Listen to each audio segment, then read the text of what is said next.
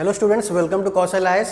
Welcome to our daily current affair session beyond headlines, जहाँ पे मैं आप लोग के सामने हर दिन एक नया टॉपिक, कुछ इंपॉर्टेंट टॉपिक डिफरेंट न्यूज़पेपर से the Hindu, the times of India और द इंडियन एक्सप्रेस में लाता हूँ। तो आज मैं फिर आपके सामने 5 इंपॉर्टेंट टॉपिक लेके आया हूँ जो इस बार आपका ओपीएससी प्रीलिम्स या फिर यूपीएससी प्रीलिम्स में बहुत मदद करने वाला है। तो मैं ये जो टॉपिक जो डिसाइड करता हूँ, जो चूज़ करता हूँ, बहुत ही इंपॉर्टेंट रहने वाला है।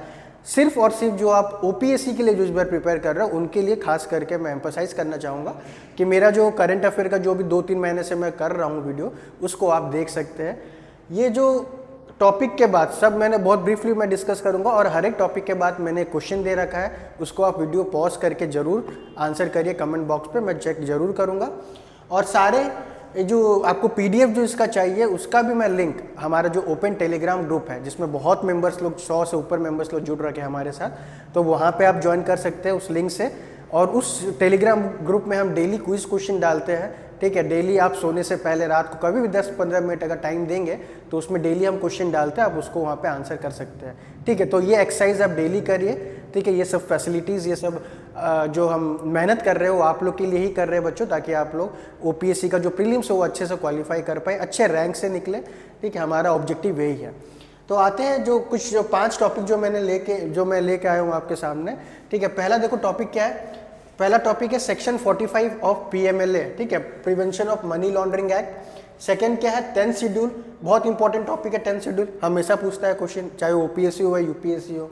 थर्ड है India's first analog space mission, very very important for this year. फिर आते हैं COP29 conference of party meet, फिर लास्ट में पढ़ेंगे हम काटसा, ठीक है। तो आइए इसके ब्रीफली हम डिस्कस करते हैं इस टॉपिक के ऊपर में, ठीक है।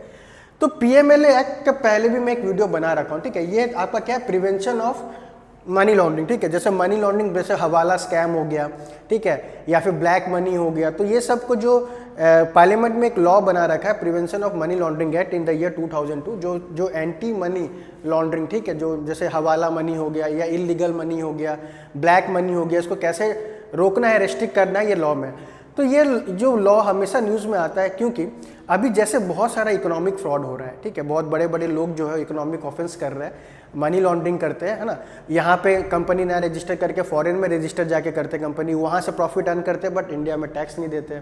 या फिर हवाला स्कैम चल रहा है, ठीक है, बाहर का ब्लैक मनी कैसे इंडिया में रूट किया जाता है, स्मगलिंग, ये सब चल रहा है। तो उसके लिए पार्लियामेंट ने एक स्ट्रिंजेंट लॉ बना रखा है, दैट इज पीएमएलए लॉ, और इसके अलग से कोर्ट बना रखा है, ठीक है, for particularly to deal with this money laundering cases, ताकि उसमें जो केसेस हो फास्ट ट्रैक सॉल्व हो, डिस्प्यूट रेजोल्यूशन बहुत इफेक्टिव हो और फास्टर हो।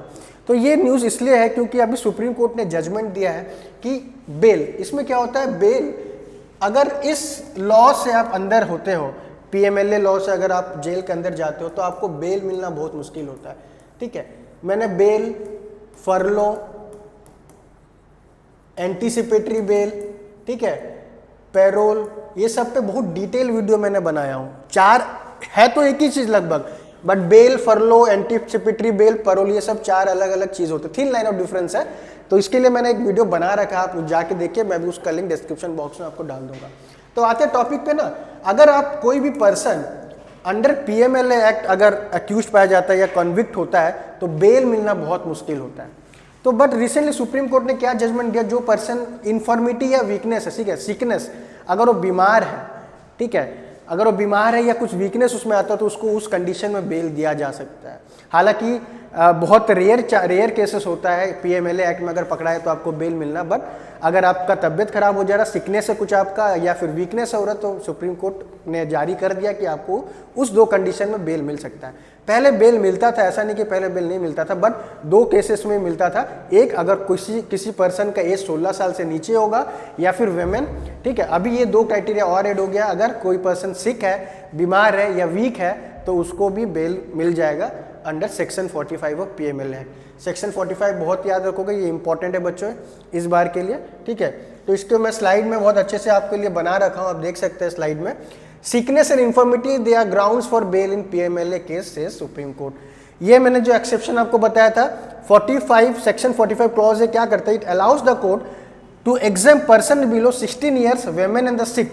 16 ईयर्स से नीचे और वेमेन को तो पहले से ही था, अभी रिसेंटली क्या ऐड हुआ, सिकनेस और इन्फॉर्मिटी, ठीक है। और ये जो है वेरीफाई कौन करेगा कि वो वेदर सिक है, तो जब तक सुप्रीम कोर्ट वेरीफाई नहीं करता, सुप्रीम कोर्ट जब तक अपने डिस्क्रिप्शन में अलाउ नहीं करता, तो तब तक उसको बेल मिलना मुश्किल है, ठीक है। Ultimately the ball is in the court of supreme court, supreme court he final decision लेगा कि इस पर्सन को बेल दिया जाए कि नहीं, अगर वो पीएमएलए एक्ट के तहत कन्विक्टेड हुआ है, ठीक है।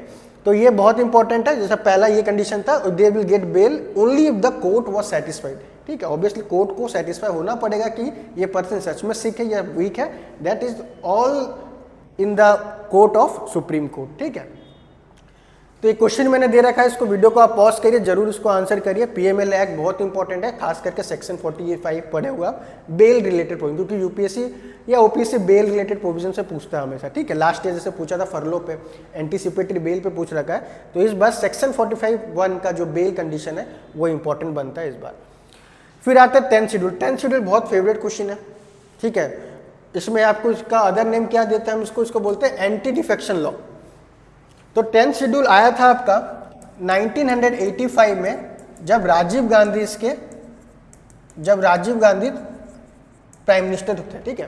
तो एक बहुत फेमस मुहावरा है, आया राम गया राम, ठीक है, आया राम गया राम। तो ये 10th शेड्यूल आप इंसर्ट किया गया था in the year 1985 by Rajiv Gandhi under the prime ministership of Rajiv Gandhi. It deals with what, it deals with anti defection law, very important law, बहुत बार पूछा गया है। It deals with anti defection law. आपको इसमें अमेंडमेंट ही पूछता है, कौन सा अमेंडमेंट हुआ था, तो you will say 52nd amendment act, ये भी इंपॉर्टेंट है। पूछा गया कि 52nd अमेंडमेंट एक्ट में कौन सा शेड्यूल इंसर्ट किया है। जैसे आप जानते हो हमारा 12 शेड्यूल है, ठीक है। तो 12 शेड्यूल कब कौन से कॉन्स्टिट्यूशन में अमेंड हुआ, तो वो भी याद रखना है। तो उसमें 12 शेड्यूल में से ये one of the important schedule है एंटी डिफेक्शन लॉ का, जो कि 52nd कॉन्स्टिट्यूशनल अमेंडमेंट एक्ट 1985 में इंसर्ट किया था, ठीक है। एंटी डिफेक्शन बोले तो क्या होता है, जैसे पार्टीज के जो जैसे पॉलिटिकल पार्टी है उसके मेंबर आज बीजेपी, फॉर एग्जांपल आज बीजेपी में कल को कांग्रेस शिफ्ट कर देते हैं, कांग्रेस में कल को बीजेडी चल जाएंगे। तो पहले क्या होता था 1985 से पहले जो पार्टीज के जो मेंबर थे, जो आपका एमपी या एमएलए, वो इजीली डिफेक्ट कर जाते थे, इजीली दूसरे पार्टी में जाके शिफ्ट कर देते थे। उससे क्या होता था, एक स्टेबिलिटी नहीं मिलता था गवर्नमेंट को, पॉलिटिकल पार्टी भी डिसाइड नहीं कर पाता था। तो उनको पनिश करने के लिए और एक स्टेबिलिटी लाने के लिए डेमोक्रेसी में एंटी डिफेक्शन लॉ का इंसर्ट किया गया था अंडर 10th शेड्यूल, ठीक है। तो इसके कंडीशन पूछते हैं, कब किस कंडीशन में, किस केस में वो डिफेक्शन जो एमएलए या एमपी को फेस किया जाता है। तो कंडीशन देखिए, 4 कंडीशन है। पहला है, इफ अ एमपी और MLA voluntary gives up membership, अगर खुद से वो मेंबरशिप गिव अप कर रहा है कोई पार्टी का, ही और she will be disqualified under anti defection law. If the party member MP MLA votes contrary to the party direction, अगर बीजेपी ने कहा कि इसको वोट करना, बट उन्होंने बीजेपी का बात ना सुन के एमपी एमएलए जो बीजेपी का था किसी और उनके अगेंस्ट में अगर वोटिंग कर दिया, तो वो भी डिफेक्शन की ओर ले जाएगा। थर्ड, अगर कोई इंडिपेंडेंट निर्दलीय मेंबर अगर कोई पॉलिटिकल पार्टी ज्वाइन कर लेता है, ही और she will be defected. Last, nominated member joins any party after 6 month, कोई भी नॉमिनेटेड में से Sachin Tendulkar, Hema Malini, these are nominated members, अगर ये भी 6 महीना के बाद अगर कोई पार्टी ज्वाइन करते हैं तो इनको अपना सीट खोना पड़ेगा, they will disqualified from there seat, ठीक है। 4 कंडीशन बहुत इंपॉर्टेंट है, बहुत बार पूछा है कि what are those condition, even mains से पूछ रखा क्या, what are those condition for the defection और the disqualification of MP sitting MP and MLA, ठीक है। इसको याद रखोगे। और 12 शेड्यूल तो है ही, ओपीएससी में मैच द फॉलोइंग करके पूछता है, शेड्यूल 2 किससे रिलेट करता है, शेड्यूल 3 में क्या है ना, राज्यसभा एमपी काउंट किस में आता है, ऑफिशियल लैंग्वेज शेड्यूल 8, ये भी बहुत इंपॉर्टेंट है। सारा ऑफिशियल लैंग्वेज जो 22 ऑफिशियल लैंग्वेज है हर बार पूछ लेता है, तो शेड्यूल तो सारा इंपॉर्टेंट है ही, उनमें से वन ऑफ द इंपॉर्टेंट है आपका एंटी डिफेक्शन लॉ। और एक बात जानने को रखो कि एंटी डिफेक्शन लॉ में कि ये मेंबर एमपी या एमएलए, ठीक है, डिस्क्वालीफाई होगा कि नहीं होगा, उसका फाइनल डिसीजन कौन लेगा, स्पीकर।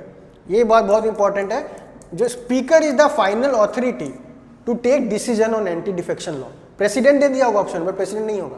तो एंटी डिफेक्शन लॉ में जो भी केसेस आता है, अल्टीमेट ऑथोरिटी स्पीकर के पास रहता है कि उसको डिस्क्वालीफाई करना है कि नहीं करना है, ठीक है। डिसीजन मेकिंग ऑथोरिटी स्पीकर, इसको आप कमेंट करके आंसर बॉक्स में दीजिए। तो आज का जो बोल सकता हूँ सबसे इंपॉर्टेंट टॉपिक है, जो बहुत मेरे को तो लग रहा है 100% आएगा, India's first analog space mission, ठीक है। तो एनालॉग स्पेस मिशन क्या, जैसे लद्दाख में इंडिया, इसरो और आईआईटी बॉम्बे, लद्दाख यूनिवर्सिटी, ये 3 लोग मिलके क्या किए है ना, जो भी एटमॉस्फेयर, जो भी वहाँ पे आपका मार्स या मून में जो सरफेस है, तो वो सरफेस को हम इंडिया में रह के स्टडी करेंगे। तो ये अब आपका क्वेश्चन होगा कि ये कैसे पॉसिबल है, मार्स और मून का सरफेस अब इंडिया में कैसे रह के स्टडी करेंगे। तो एक सिमुलेशन एनवायरनमेंट तैयार किया गया है जिसको हम लेह और लद्दाख में रेडी हो रहा है। जैसे लेह और लद्दाख का जो कंडीशन, जो फिजियोग्राफी है, जो ज्योग्राफिकल कंडीशन है, जो क्लाइमेटिक वेदर है, वो पूरा सिमुलेट, पूरा मिमिक करता है आपका अर्थ, मार्स और मून का सरफेस की टाइप, ठीक है। तो इंडिया क्या करेगा, वो लद्दाख को, लेह जो प्लेस है लद्दाख में, उसको सिलेक्ट किए वो लोग, वहाँ पर लेबोरेटरी एस्टेब्लिश करेंगे और वहाँ पर रिसर्च एक्टिविटी अपना करेंगे, ठीक है। मतलब उनके जो क्लाइमेटिक कंडीशन है लेह में, जो सॉइल टाइप है, जो टोपोग्राफिक फीचर्स है, वो बहुत ही कहीं ना कहीं मैच करता है मून और मार्स के सरफेस से। तो बहुत इंपॉर्टेंट है। इंडिया ने फर्स्ट एनालॉग स्पेस मिशन उन्होंने स्टार्ट कर दिया गया है। जगह चूज किया है, कहाँ पे स्टार्ट होगा, Leh, that is in Ladakh, ठीक है। यहाँ पे मैंने बता रखा है क्यों लेह लद्दाख को चूज किया गया, because it will serve as a natural laboratory for this research and development. Leh Ladakh का जो कंडीशन है, जो टोपोग्राफिक फीचर है, जो सॉइल स्ट्रक्चर है, सेम पूरा मिमिक होता है आपका मार्स और मून में, है ना। तो बहुत इंपॉर्टेंट क्वेश्चन है इस बार का, डेफिनेट चांसेस बनता है ये आने का। फिर आते हैं COP29।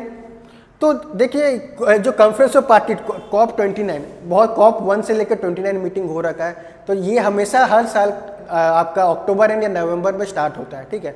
हर साल जो भी जितने डेवलप नेशन आते हैं कहीं पे मिलते हैं और एनवायरनमेंट के लिए बहुत बड़े बड़े स्कीम या बड़े बड़े एक्शन या स्टॉक टेक वो लोग डिस्कस करते हैं। तो इस बार जो COP29 अभी तो हुआ नहीं है, बट पूछ लेता है ना COP29 कब होगा, कहाँ पे होगा। तो COP29 इस बार होने वाला है आपका बाकू, जो इज कैपिटल ऑफ अजरबैजान।